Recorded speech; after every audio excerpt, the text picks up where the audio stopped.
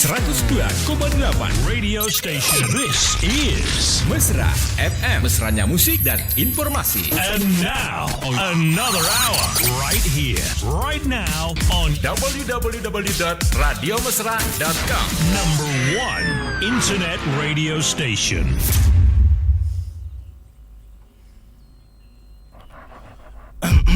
Baik, Insan Mesra di 102,8 FM. Untuk di sore hari ini kita akan coba kembali untuk berdialog. Dan seperti biasa Bang Ude akan coba kita hubungi karena saat ini beliau ada di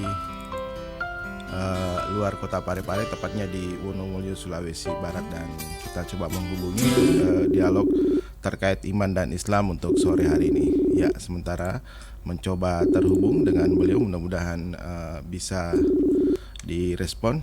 Alhamdulillah sudah bisa mendengarkan. Assalamualaikum. Waalaikumsalam warahmatullahi wabarakatuh.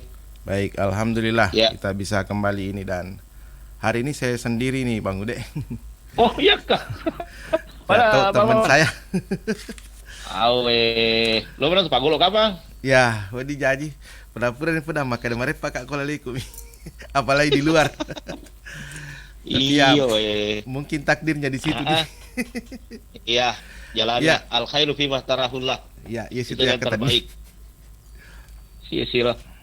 Baik, Insan Mesra, hari ini kita kembali bersama Bang Ude live dari Wonomulyo. Dan Insan Mesra nanti boleh bisa ikut bergabung di 0853 95350907 untuk kebersamaan kita di sore ini. Dan untuk memulai Bang Ude, seperti biasa kita akan mendengarkan dulu senandung ayat suci Al-Quran yang akan dibacakan oleh Ananda Sikri. Silakan. Oke, baik.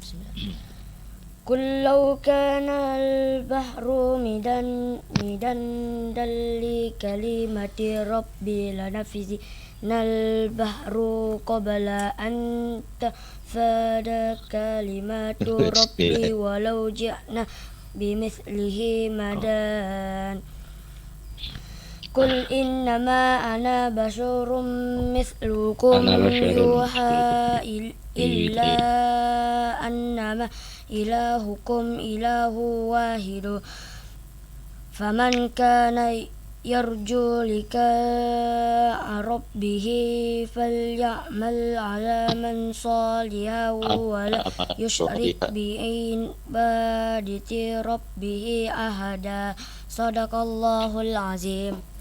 Ya, baik, terima kasih. Baik, oke. Ya, alhamdulillah. Baik Bang Ude, hari ini kita akan berbicara terkait makanan halal dan haram. Iya, ya. Haram, betul. Sertifikasi halal. Ya, kemarin juga pertanyaan Pak Aldi ya. Iya. Tentang label halal. Ya, tapi sebelumnya kita mau dengarkan dulu Fadila untuk malam ke-26 bulan suci Ramadan. Oke. Baik, Insan Mesra, bismillahirrahmanirrahim. Assalamualaikum warahmatullahi wabarakatuh. Waalaikumsalam warahmatullahi wabarakatuh. Alhamdulillah wa syukurillah wa la hawla wa la quwata illa billahil aliyil azim. Allahumma shalli ala Muhammad wa ala ali Muhammad. Amma ba'du. Insan Mesra, sebentar malam kita berada pada malam yang ke-26 di bulan suci Ramadan dengan tema untuk seluruh wilayah Kota Parepare adalah makanan halal dan yang haram. Ini terkait dengan makanan dan minuman ya.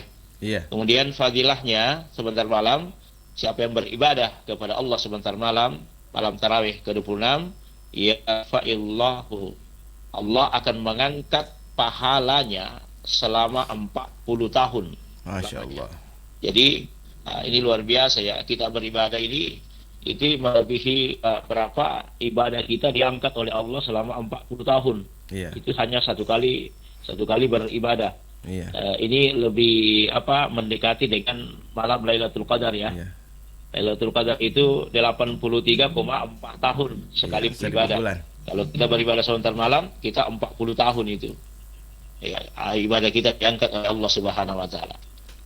Insan Mesra, terkait dengan makanan dan minuman yang halal, bahwa sesungguhnya Allah Subhanahu wa taala menyatakan dalam Al-Qur'an, ya ayyuhan nasu mimma razaqnahum, ya ayyuhan nasu mimma razaqnahum ya'kulu mimma razaqnahum.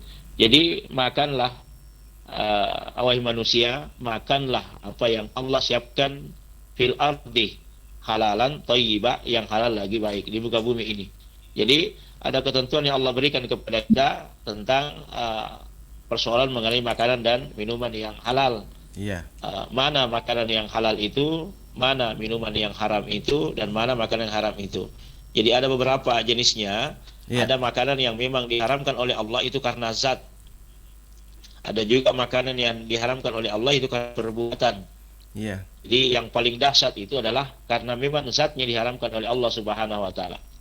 Iya. Bang Dimas, itu minuman keras dulu awalnya kan tidak diharamkan oleh Allah. Iya. Ya, bertahap. Iya. Dulu orang-orang Arab Quraisy itu hobi minum khamar. Iya. Tapi awalnya kan ketika Islam datang itu tidak langsung mengharamkan itu. Iya. Tapi dia bertahap. Iya. Yang pertama itu tahun pertama hanya dikatakan untuk mengambil lebih banyak manfaat dengan mudaratnya. Iya. Kemudian yang kedua untuk disuruh menjauhi, belum diharamkan.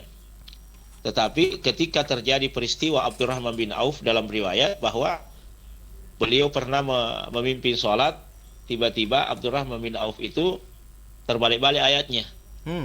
Ya. Pada rakaat pertama dia baca wal asri, lari ke wattini was zaituni. Oh iya.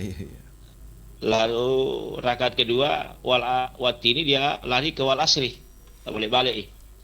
Kemudian dilapor kepada Nabi, kenapa begitu Abdurrahman bin Auf? Apa kata Abdurrahman bin Auf? Sesungguhnya saya habis minum khamar ya Rasulullah. Oh iya. Nah, turunlah ayat di situ. La taqrabus sholata wa antum sukara. Janganlah engkau mendekati sholatku dalam keadaan mabuk. Itu belum diharamkan, baru disuruh jauhi.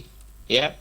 Nanti ketika melihat potensi bahwa khamar itu bisa merusak, barulah Allah turunkan Al-Quran penegasan innamal khamru wal maisiru wal ansabu wal azlamu rijsun min amalis syaitan. Jadi rijs itu, kata rijsun itu adalah perbuatan yang sangat menjijikkan. Ya, perbuatan setan. Jadi makanya disuruh jauhi di situ. Sampai di situ ada yang namanya dalil tentang mengenai masalah minuman yang diharamkan oleh Allah Subhanahu wa taala. Kalau terkait dengan makanan itu jelas bahwa semua yang di laut itu halal hukumnya untuk kita konsumsi kecuali kapal selam. Sipuy. Bagaimana kemudian Bang Ude, logika sederhana kita kan ada makanan yang baik, terus kemudian makanan itu tidak halal. Bagaimana ceritanya? Tidak halal, pikiran kita kan kalau sudah baik halalan thayyib di sini. Jadi ukurannya Bang Dimas itu kan dua. Yang halal lagi baik. Iya. Ya kalau dia halal baru tidak baik, jangan dikonsumsi. Dia halal betul halal. Contoh ya. Contohnya. Nasi kita itu halal kan? Nandre kuburata halala. Halal itu nasi. Tapi kalau basi, jangan dimakan. Iya. Dan itu merusak tubuh.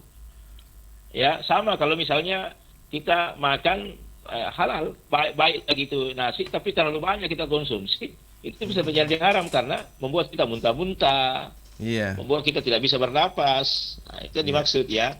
Dia baik, tetapi kalau berlebihan itu juga bisa menjadi sesuatu hal yang diharapkan. Iya. Sama dengan minuman begitu ya. Ya, oke. Bagaimana tadi kan sedikit dijelaskan bahwa ada makanan yang kehalalannya itu jadi tidak halal karena proses. Nah, mungkin bisa dijelaskan dan mungkin bisa diberi contoh seperti apa? Makanan itu halal, tetapi karena prosesnya membuat dia menjadi sesuatu yang diharamkan. Contoh prostitusi. Ya, cara mendapatkannya itu sesuatu yang diharamkan. Maka hasilnya pun adalah sesuatu yang diharamkan oleh Allah Subhanahu wa taala. Misalnya judi.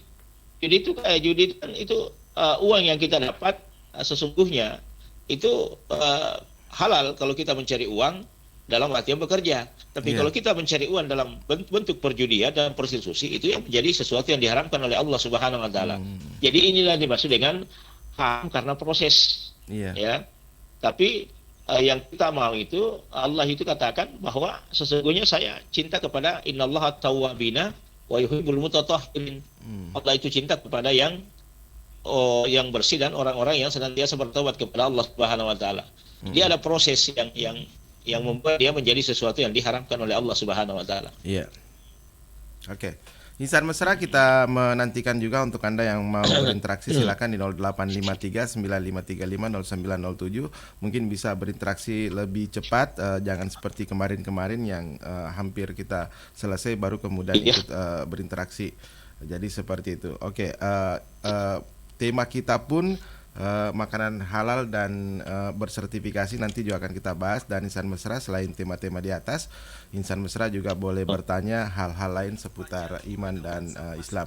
Baik, Bang Ude, kemudian terkait makanan halal dan minuman ini, saya juga pernah teringat ada kisah di zaman Nabi tentang seseorang yang masuk Islam, cuman tidak dilarang minum, cuman disuruh jujur saja.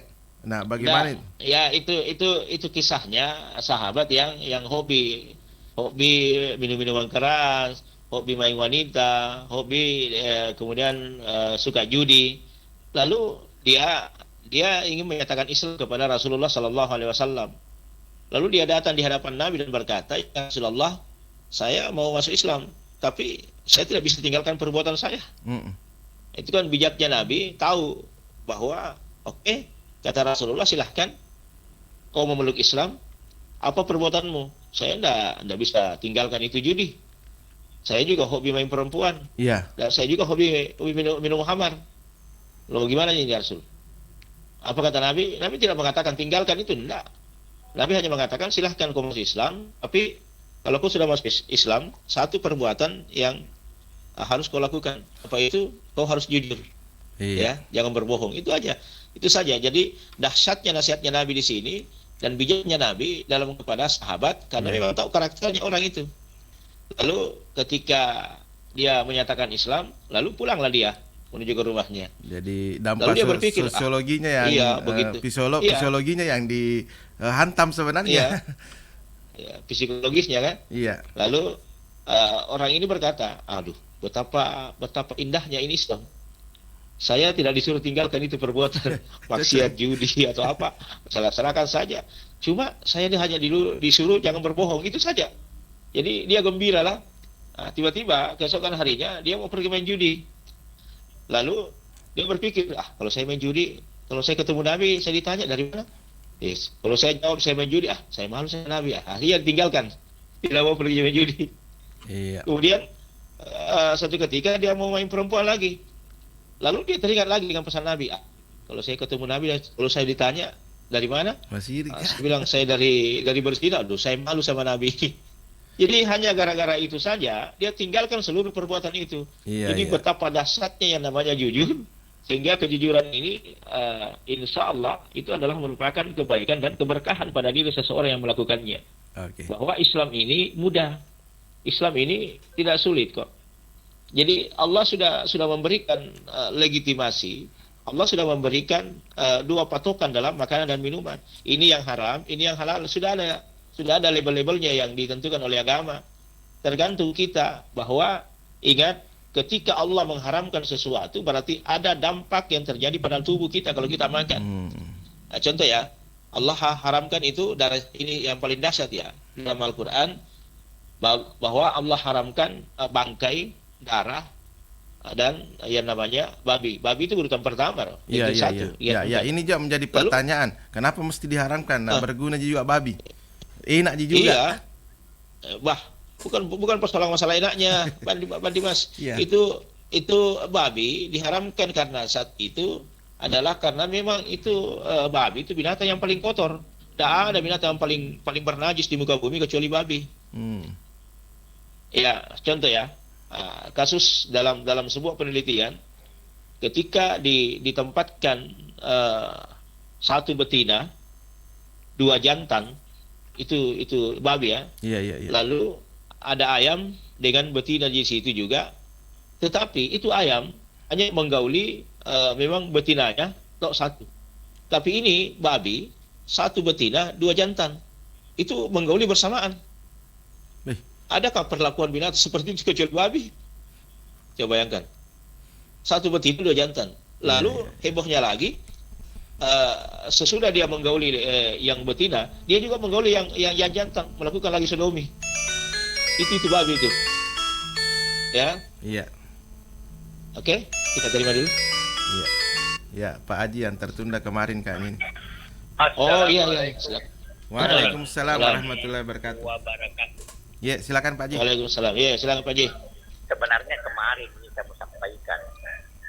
Iya. Tertunda kemarin. Tapi karena saya terlambat, radio secara cepat berakhir, maka tertunda sampai hari ini. Iya. Jadi begini Pak Ustaz. Bukan cepat berakhir Pak Haji, waktu memang terlambat kami bukan. Begini Pak Ustaz. Ya, silakan. Ya. Kemarin kan itu saya ditanya dan bincang-bincang sama teman. Ini mudah-mudahan tidak ada yang tersinggung. Iya. Terutama caleg. Iya. Teman mintai pendapat saya bilang ini kan bukan pendapat Ustaz yang saya berikan. Bagaimana katanya itu menurut saya yang dia bilang teman tentang pemberian. Jadi saya sampaikan sama teman Pak Ustaz, pemberian yang terbaik itu dibutuhkan tapi tidak diminta. Diberikan tapi tidak diminta. Juga mau dipertontonkan dan diperlihatkan sama orang banyak. Ya, pamer. Foto-foto. Oh iya. Dengan yang diberikan itu disaksikan oleh Tuhan. Oke. Tapi bagaimana katanya? Dia lanjutkan. Bagaimana katanya tentang caleg? Iya. Disengaja syuting dirinya kalau dia memberi bantuan kepada artinya kan bagian masyarakat. sosialisasi juga. Jadi saya bilang begini, itu kan caleg. Tujuan utamanya menurut saya, dia memang mau diketahui. Kemudian keikhlasan itu sekian sedikit persentasenya karena dia caleg, Pak. Tidak seperti kita ini bukan caleg, tidak ada memang orientasi kita untuk dipilih. Iya. Terus dia bilang, bagaimanakah menurut kita itu Haji dilihat dari versi Islam? Saya bilang nanti kita tanyakan sama Adinda itu yang ada selalu di Mesra. Oke. Iya. Jadi mohon pencerahan ini. Iya. Tapi yang sejujurnya jangan ada keberpihakan kepada caleg. Oke. Iya. Baik. Makasih banyak. Assalamualaikum Waalaikumsalam warahmatullahi wabarakatuh. Bisa dimengerti ya Bang Ude ya. Terkait kalau kita orang biasa mungkin dianggap pamer. Bagaimana dengan caleg yang memang membutuhkan simpati dari masyarakat untuk pencalekan seperti bagaimana? Kalau hadis Nabi kita ikuti kan gini, innamal a'malu binniyat wa innamal likulli imri'in ma nawa faman kanat hijratuhu ilallahi wa rasulih. Kalau segala perbuatan itu ditentukan dengan niat masing-masing. Kalau niatnya karena Allah dan Rasulnya, maka itu yang didapat memang karena Allah dan Rasulnya. Tapi kalau niatnya hanya karena dia komoditasnya naik, kemudian karena dia mau calegnya, maka yang didapat hanyalah itu. Mengenai pencalekannya ketika dia mau masuk anggota dewan misalnya. Maka pahala itu bukan untuk Allah, tapi pahala itu hanya untuk dirinya, bahwa saya memberikan seseorang karena memang saya punya tujuan adalah supaya saya dikenal.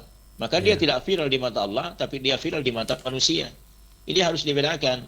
Jadi ada baiknya ya kalau misalnya kita caleg lalu kita memberi seperti itu, kan tujuannya kan sudah ketahuan memang. Oh, niat saya memberi karena memang saya punya tujuan, di samping saya sosialisasi, memperkenalkan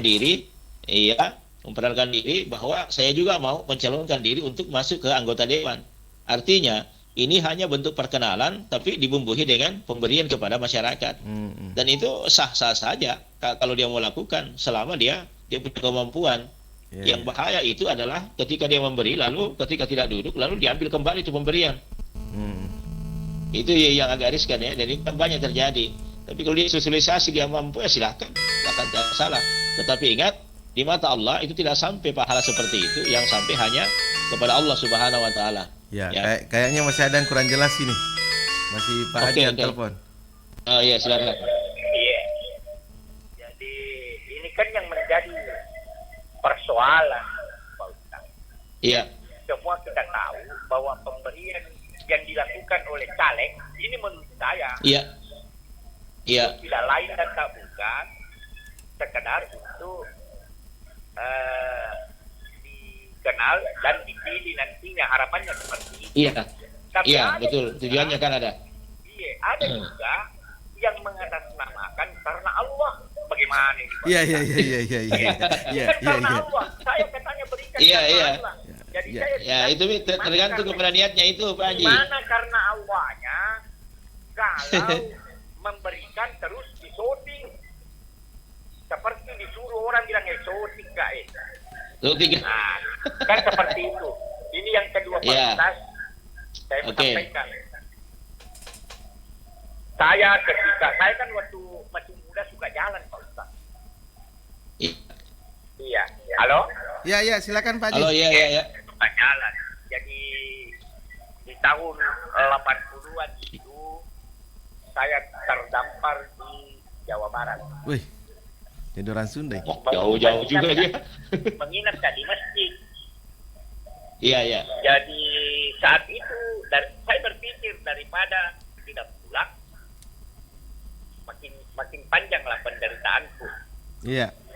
Nah, saya apakah itu petunjuk atau memang karena setan yang mempengaruhi saya? Saya takut Cina masih. Iya, saya mengambil uang celengan. Tunggu dulu ini ya. Saya mengambil uang celengan. Lucu sedih Pak Haji, sedih tepat. Saya hitung itu ongkosku sampai di Parepare. Waktu itu sekitar 380.000.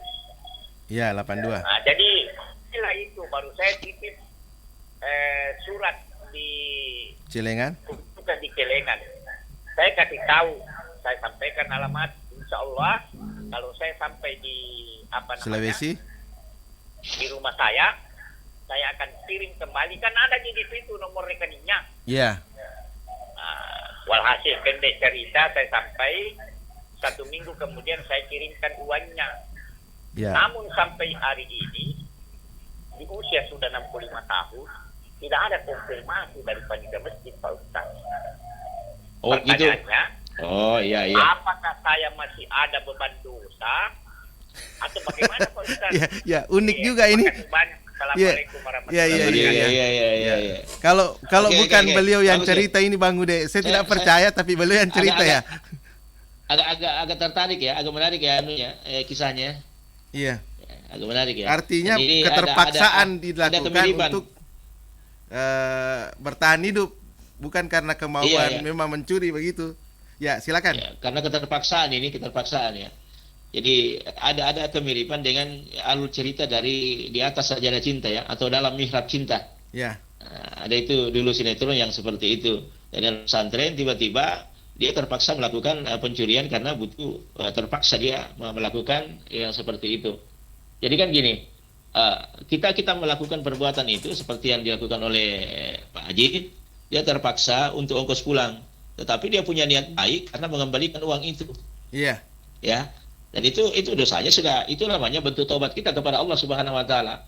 Ada konfirmasi atau tidak ada konfirmasi, yang jelas kita sudah kirim uangnya kembali. Iya. Dan itu mudah-mudahan Allah ampuni apa yang kita lakukan, ya. Tapi kan masih merasa Pak Haji terbebani sampai sekarang karena tidak ada konfirmasi.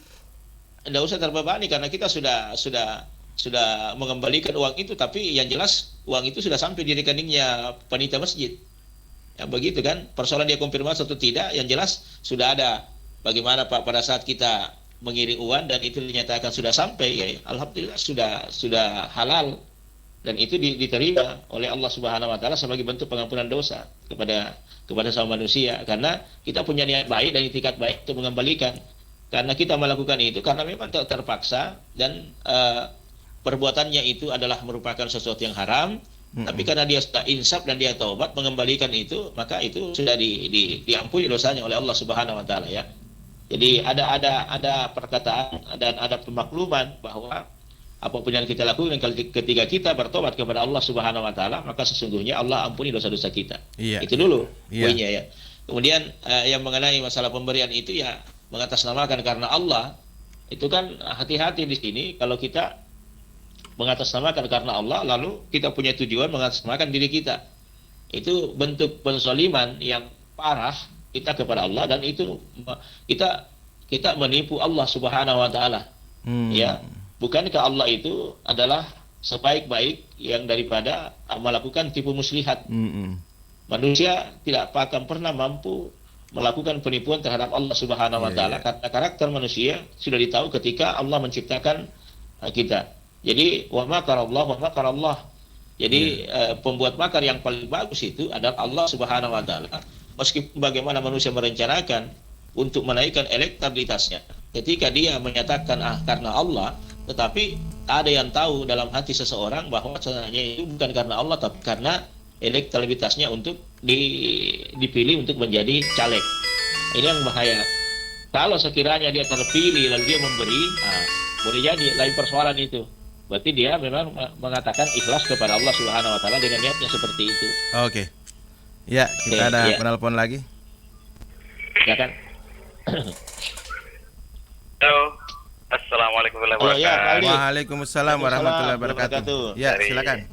Bang Parlembang. Oke, Pak Aldi. Ada kejadian di sini ya. Oke. Jadi begini, di dalam ajaran agama kan tidak boleh membenci orang lebih dari 3 hari ya. 3 hari. Iya. Tetapi yang saya lihat di sini, sudah ada muka pusat 3 tahun.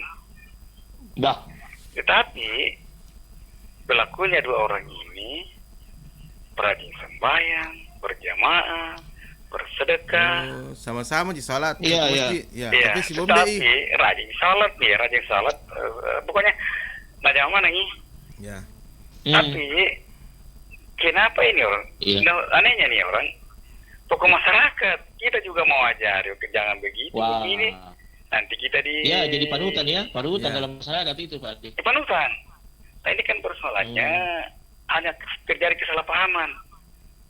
Dan ini yang satu meliwang rumah segi. Dia pergi masjid di sebelah sana, di desa sana. Karena kalau dia sembahyang di dekat masjid yang ada di sini, dekat rumahnya ketemu sama bombenya. Ada bombenya. Ada bombenya. Mesti gara-gara bombe. Ya, assalamualaikum warahmatullahi wabarakatuh. Ya, mungkin saya tambahkan Bang Ude. Sebaiknya siapa yang harus mendamaikan ini, karena kan ya sangi si bombe pada jago mana ini nasa ngalina. Iya, paling bagus kalau mendamaikan di situ kalau misalnya pada tingkat kalau dia berada di tingkat desa, ya kepala desa. Bagaimana kalau yang jadi masalah kepala desanya misalnya, baku bombe dengan anunya aparatnya, maka yang ditunjuk adalah dalam wilayah dalam struktur pemerintahan adalah lurah. Kalau tidak mampu lurah ada camat. Nah, tapi kalau dalam kegiatan masalah ibadah yang paling tinggi sesungguhnya adalah imam. Imam itu. Jadi makanya imam itu bukan hanya bisa punya ilmu untuk sholat, tetapi imam juga punya ilmu komunikasi yang bagus. Itu namanya wasahuhum, yang fasih ketika dia berbahasa kepada jamaah. Nah, itulah maksudnya bahwa imam itu bukan hanya tahu baca Al-Quran ketika sholat, tetapi imam juga harus mampu mendamaikan ketika ada perselisihan. Nah, makanya ini kasus yang kita lihat yang disampaikan oleh Pak Aldi dari Pangapara Lembang, bahwa membenci itu dalam Islam dibolehkan membenci, yang dibenci itu bukan orangnya, yang dibenci itu adalah sifatnya. Iya. Jadi itu tanda kutip dulu. Tidak boleh membenci orang, yang dibenci itu adalah sifatnya. Bagaimana kalau kita benci yang dikatakan di sini adalah bombe itu dihalalkan hanya sampai 3 hari. Kenapa 3 hari dikasih di situ? Karena dia adalah ada kesempatan introspeksi diri selama 1, 2 sampai 3 hari. Siapa yang salah, siapa yang benar? Iya, bagaimana ini? Untung ruginya memutuskan silaturahmi. Bagaimana untung ruginya? Bagaimana ketika saya bombe dia? Bagaimana ketika tadi berkomunikasi? Itu ada yang hilang pada akal kita sesungguhnya ya. Sehingga kita disuruh introspeksi diri, melihat bagaimana ini, apakah saya yang salah atau memang saya yang kurang ajar sama dia, begitu. Nah, kalau lebih daripada ini 3 hari, maka tergantunglah amalnya dan seluruh kebaikannya di Allah Subhanahu Wa Taala, kecuali ketika dia sudah berbaikan kembali. Oke. Itu bahayanya itu. Tergantung amal kita itu, Pak Aldi. Kalau lebih daripada 3 hari. Mudah-mudahan Pak Aldi bisa mengkomunikasikan beliau-beliau ini supaya bisa damai. Oke. Amal lo fotoka pangiro kumakor Bang Ude. Iya, betul. Assalamualaikum warahmatullahi wabarakatuh. Waalaikumsalam warahmatullahi wabarakatuh. Ya, Pak Adi. Jadi yang pertama saya mau tanyakan, kebetulan ada kesempatan ini Pak Ustaz, Pak Jangko. Iya, oke, silakan Pak Adi. Kapan sebenarnya itu salat Lailatul Qadar? Ya. Karena ada yang bilang salat Lailatul Qadar itu 10 hari terakhir di bulan puasa. Ya. Nah, saya heran. Ada tradisi tiap tahun. Ya, 27. Ya. Fenomena di masjid tanggal 27 Pak Mbok. Sampai di masjid ya. Untuk sang perempuan pura memang ni taruh ya sendak puro sujudang dalam masjid. Napa atau ijamah? Asan naik asan naik. Pertanyaannya, dia kata dosa ya ke kapling ya gari maktur na di pegaga. Jelas maka ada 30 orang. Jadi yang pertama tadi, Ustaz, kapan sebenarnya itu sholat Lailatul Qadar? Iya. Yang kedua, apakah di bulan Ramadan ini, di bulan puasa ini, memang terkhusus namanya sholat tobat? Sholat tobat. Kita istilah ini, sholat tobat. Jadi di bulan-bulan lain, di 5 waktu, apakah bisa? Apakah memang kita hanya ketika sholat tidak bertobat, tidak apa? Kita akan minta segalanya, Pak Ambo, Pak Ustaz. Oke. Iya. Jadi itu sementara itu dulu, Ustaz. Oke. Assalamualaikum warahmatullahi wabarakatuh. Ada 2 pertanyaannya Pak Adi nih Bang Ude terkait salat Lailatul Qadar dengan salat tobat. Yang pertama mungkin pertanyaan saya begini, kalau saya Bang Ude, bagaimana sebenarnya hukumnya itu salat Lailatul Qadar?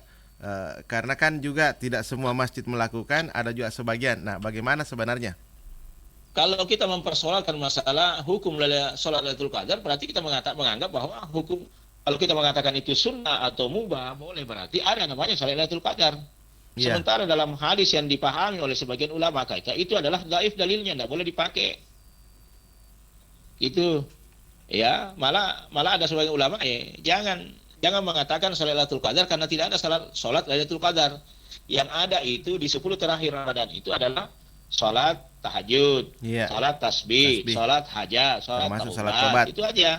Nah, itulah yang mungkin kalau kita mau katakan mungkin inilah yang masuk dalam kategori sholat Lailatul Qadar karena dia sholat sembari menunggu Lailatul Qadar. Tetapi bukan hanya pada malam ke-27. Harusnya di sini kita pahami mulai 10 terakhir Ramadan. Di situlah orang iktikaf, melakukan sholat lail, sholat malam, bukan sholat Lailatul Qadar. Sholat Lailatul Qadar itu dalilnya lemah, dhaif. Itu tidak boleh dipakai, karena ketentuannya sangat sangat tidak bisa dilakukan dan dipedomani, karena tak ada petunjuk dari Nabi. Karena yang meriwayatkan ini adalah bukan juga dari segi sahabat, bukan dari segi tabi'in, dan itu sangatnya tidak bersambung kepada Rasulullah SAW. Tapi Bang Ude, antusias masyarakat sampai mengkapling masjid itu kan sangat luar biasa. Itulah makanya karena kita kurang memahami dalam agama bahwa seakan-akan dianggap inilah menjadi suatu kewajiban ke bulan Ramadan lebih di atas ini salat Lailatul Qadar daripada salat tarawih. Harusnya yang kuat di situ adalah salat tarawih. Ya, apa artinya kita mengkapling tempat lalu tidak salat tarawih, hanya pergi salat Lailatul Qadar, sementara itu tidak ada petunjuk. Ini bahayanya yang seperti ini kalau kita beragama. Yang dikuat itu adalah salat tahajud, yang kuat itu salat hajat, yang kuat itu salat taubat, silahkan lakukan itu. Tetapi bukan hanya nanti malam ke-27. Dan anehnya lagi, ketika dia salat itu suara masjid dikeluarkan. Ingat Ki. Bukan hanya kita yang mau istirahat, banyak saudara-saudara yang non-muslim, banyak saudara-saudara kita, boleh jadi mereka juga Islam, saudara-saudara kita yang muslim, dia butuh istirahat, tapi kita suara masjid keluar sampai jam 3 malam, sampai jam 2 malam, itu kan mengganggu. Tidak boleh kita jadikan landasan bahwa mumpung bulan Ramadan. Dan ini juga susah Bang Ude. Mau diprotes, harusnya lagi nanti anti-Islam. Tidak, Anda sampaikan kepada pihak masjid, silahkan kalian laksanakan ibadah, tapi suara masjidnya jangan dikasih keluar. Dalam saja. Itu kan seakan-akan kita ria juga mempertontonkan bahwa coba kita sholat malam kan tidak boleh juga begitu. Kita harus menghargai orang di sekitar kita. Jauh lebih tinggi penghargaan itu daripada kita melaksanakan ibadah karena ria kepada Allah Subhanahu wa taala. Ini bahaya sekali. ya bahaya sekali kita lakukan ya.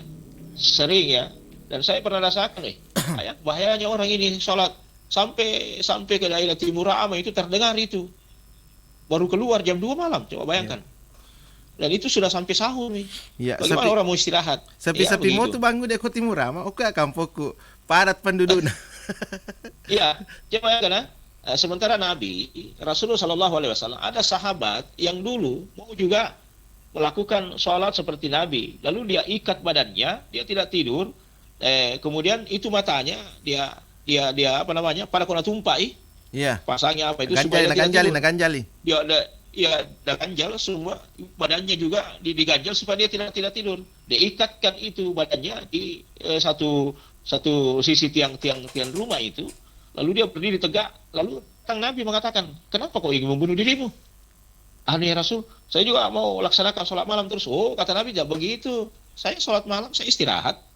Saya sholat malam, saya punya istri. Saya bergaul dengan istri saya. Saya bercengkerama dengan istri saya, anak-anak saya normal menghadapi kehidupan. Artinya, bukan itu yang dimaksud. Silahkan Anda istirahat, kemudian Anda boleh bangun untuk melaksanakan sholat tahajud. Tapi perintah untuk sholat Lailatul Qadar itu tidak ada. Meskipun ada dalilnya yang dipakai, itu setiap bulan Ramadan, itu dalilnya daif, itu lemah. Dan kemungkinan besar ini hadis tidak bernaung dalam hadis sahih. Kalau dia hadis daif, tidak bernaung dalam hadis sahih, berarti tidak boleh dipakai. Nah, tidak ada ulama yang mengatakan bahwa ada salat Lailatul Qadar. Jangan sampai kita mengada-ngada dan beribadah, lalu tidak ada petunjuk. Nah, ini bahaya. Ya, karena ini menjadi kebiasaan dari turun-temurun seperti itu.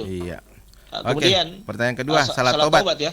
Salat tobat itu bukan hanya dilakukan di bulan Ramadan. Cuma memang kenapa banyak salat tobat di bulan Ramadan? Karena memang kita selalu berharap ampunan dari Allah. Karena mulai 1 Ramadan sampai 30 Ramadan itu adalah yang kita inginkan adalah ampunannya Allah. Makanya selalu kita sebut itu adalah Allahumma innaka afuwun tuhibbul afwa fa'fu anna. Jadi intinya di situ.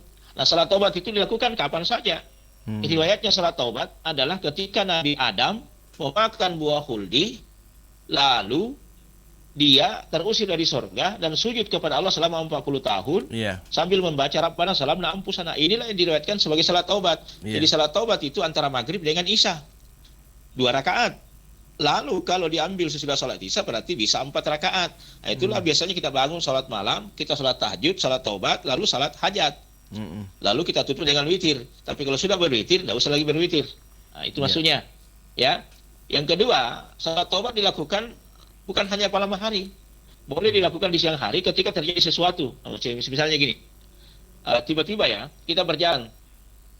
Tiba-tiba kita berjalan, ada sesuatu yang kita lakukan dan itu mengandung nilai kemaksiatan. Lalu kita tersadar. Atau kita pernah bicara sama orang. Lalu kita sadar, berbohong kayaknya saya tadi itu, saya menipu orang kayaknya. Akhirnya dia mendapatkan bala.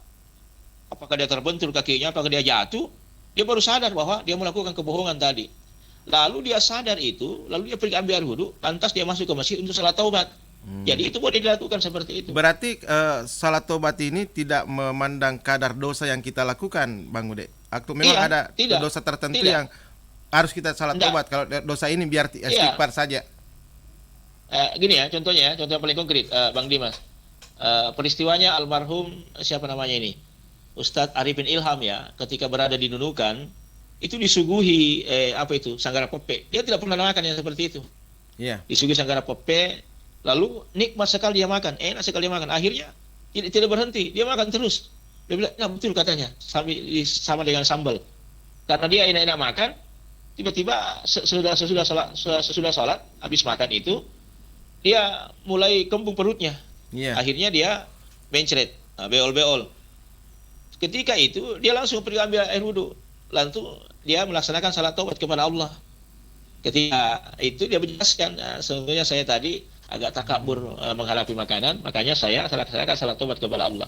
Jadi hal-hal yang kecil seperti itu bisa kita lakukan salat taubat. Untuk apa itu? Untuk kita mengingat kepada Allah dengan ampunannya. Jangan sampai kita menikmati sesuatu kita lupa kepada Allah, maka kita langsung bertobat kepada Allah Subhanahu Wa Taala. Ya. Oke. Gitu Bang Dimas. Mudah-mudahan penjelasan Bang Ude tadi ke Pak Aldi, Pak Aisudin, Pak Adi, mudah-mudahan bisa tercerna dengan baik. insya Allah dan kepada kita semuanya. Oke, Bang Ude. Ya, silakan. Tanpa tadi itu yang Pak Bang Dimas bahwa dalam Al-Quran itu innamal mu'minuna ikhwatun fa aslihu baina ahawaikum wattaqullaha la'allakum turhamun. Ya. Jadi sesungguhnya muslim itulah bersaudara, maka kalau ketika saudaramu bertikai, bertengkar, berselisih paham, ya, maka pihak ketiga itulah yang mendamaikan. Siapa pihak ketiga itu? Bisa dari unsur pemerintah, dari lurah, dari camat, dari kepala desa, ataukah dari Bapak Imam. Damaikan. Sebab kenapa? Tidak akan sampai pahala daripada ibadahnya ketika dia masih bermusuhan. Ya, tertahan antara langit dengan bumi. Makanya itu doa malaikat Jibril kepada Rasulullah, ya Allah, janganlah engkau terima ibadah puasanya orang yang memutuskan silaturahim. Apalagi sampai kita memusuhi masjid. Kalau dia masuk di masjid yang satu, yang satunya pindah masjid yang lain, itu bahaya itu. Itu parah itu ya, boleh. Ya, mudah-mudahan hati kita dibersihkan untuk sebuah kebencian. Baik Bang Ude, durasi kita karena memang kayaknya semakin hari waktu berbuka itu semakin cepat. Jadi mungkin silakan untuk 2 menit boleh. Baik, bismillahirrahmanirrahim. Saya ingin masalah bahwa sebentar malam saya ulang kembali bahwa kita menuju kepada makanan yang halal dan yang haram. Ada satu hal yang harus kita pahami, bahwa ini yang jadi perdebatan dalam masyarakat kita. Ayam itu ketika disembelih bukan atas nama Allah itu bisa menjadi haram. Ya, hukum awalnya adalah halal, tetapi ketika disembelih tidak atas nama Allah maka itu menjadi sesuatu yang haram. Yang kedua, bangkai ayam yang ditabrak mobil tiba-tiba masih hidup. Ini ada 2 pendapat. Maka boleh disembelih dengan atas nama Allah. Yang kedua, lebih baik ambil dulu, simpan sampai bermalam. Kalau dia masih hidup, maka sembelilah, maka itu halal untukmu. Jadi untuk berhati-hati sesungguhnya lebih baik jangan. Ya, karena yang membunuh itu binatang bukan karena ditabrak mobil, bukan karena pisaumu, tapi karena ditabraknya mobil mengakibatkan dia mati. Jadi jangan sampai itu menjadi bangkai. Yang kedua, haram karena zat itu adalah makanan seperti babi. Kenapa diharamkan? Alasannya sangat ilmiah sekali. Karena babi itu adalah binatang yang paling kotor. Tidak ada binatang yang mampu mengkonsumsi kotorannya sampai 8 kali berulang kecuali babi. Ya, binatang lain tidak ada seperti itu. Dari inilah sehingga hasil penelitian di Australia bahwa ternyata daging babi itu bisa merusak organ tubuh dalam manusia yang mengkonsumsinya. Di samping itu, penelitian yang paling populer adalah adanya cacing pita dalam tubuh daging babi sehingga itu dimasak bagaimanapun tidak akan mati dan berkembang dalam tubuh kita. Oleh karena itu, maka sesuatu yang diharamkan oleh Allah adalah pasti mengandung resiko. Oleh karena itu, mari insya-Allah untuk mengkonsumsi makanan yang halal, yang baik, insya Allah ada berkah di dalamnya. Amin ya rabbal alamin. Demikian, assalamualaikum warahmatullahi wabarakatuh. Waalaikumsalam warahmatullahi wabarakatuh. Terima kasih untuk hari ini kebersamaannya Bang Ude, dan program ini bisa disimak kembali di setiap hari di pukul 6 pagi dan melalui YouTube Radio Mesra Kota Parepare. Sampai di sini, wabillahi taufiq wa hidayah. Assalamualaikum warahmatullahi wabarakatuh.